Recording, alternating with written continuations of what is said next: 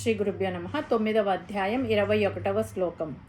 ఓం తే తం భుక్త్వా స్వర్గలోకం విశాలం క్షీణే పుణ్యే మర్త్యలోకం విశంతి ఏవం త్రయీ ధర్మమనుప్రపన్నా గతాగతం కామకామా లభంతే.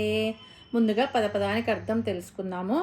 తే తం అటువంటి వారు, భుక్త్వా స్వర్గలోకం స్వర్గలోకాన్ని అనుభవించి, విశాలం విశాలమైన, క్షీణే పుణ్యే పుణ్యం తగ్గిపోయినప్పుడు, మర్త్యలోకం మానవలోకానికి, విశంతి తిరిగి వస్తారు.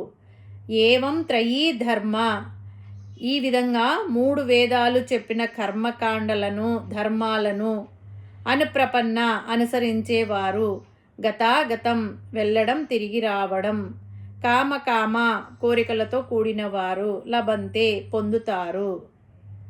పరమాత్మ ఏమంటున్నాడంటే, ఋగ్గజ సామ విధులైన చక్కని పండితులు, సోమరసంతో పాపాన్ని పోగొట్టుకున్నవారు, యజ్ఞములతో యాగాలతో ఆరాధన చేసి స్వర్గాన్ని కోరినవారు ఆ స్వర్గ సుఖాలను అనుభవించి తిరిగి మళ్ళీ భూమి మీద జన్మిస్తూ ఉంటారు.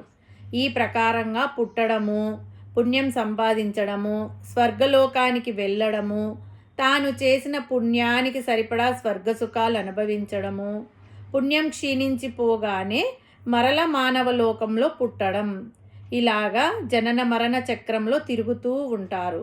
ఆ విధంగా స్వర్గలోకాన్ని పొందిన ఇటువంటి వారికి శాశ్వతమైన ఆనందం ఉండదు అనే విషయాన్ని పరమాత్మ ఈ 2 శ్లోకాల ద్వారా మనకు అందిస్తున్నాడు.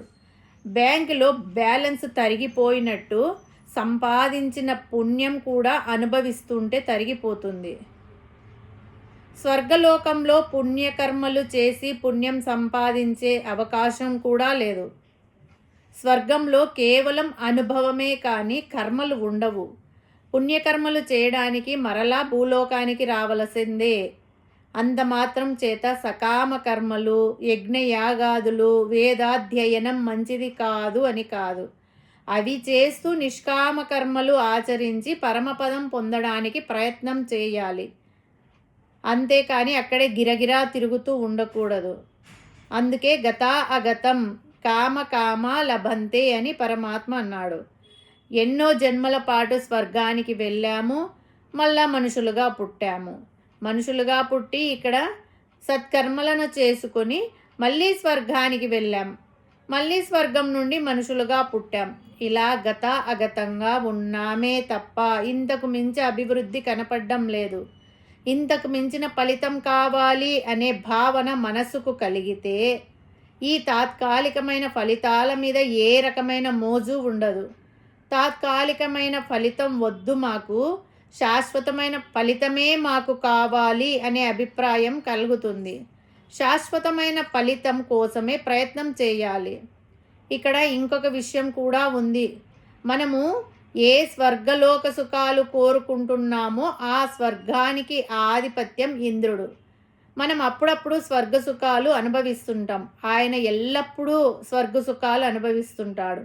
అటువంటి ఇంద్రుడు ఒకసారి వృత్రుడు అనే బ్రాహ్మణుణ్ణి చంపాడు.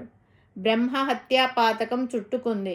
స్వర్గాన్ని, సుఖాలను, భార్య సచీదేవిని వదిలిపెట్టి అండర్ గ్రౌండ్కి వెళ్ళాడు. 1000 సంవత్సరాల పాటు ఒక సరస్సులో ఉండే తామరతూడులో ఉన్న నాళంలో దాక్కున్నాడు. ఇంద్రుడు 1000 సంవత్సరాల పాటు అన్ని భోగాలకు, సుఖాలకు దూరంగా ఏకాంత శిక్ష అనుభవించాడు.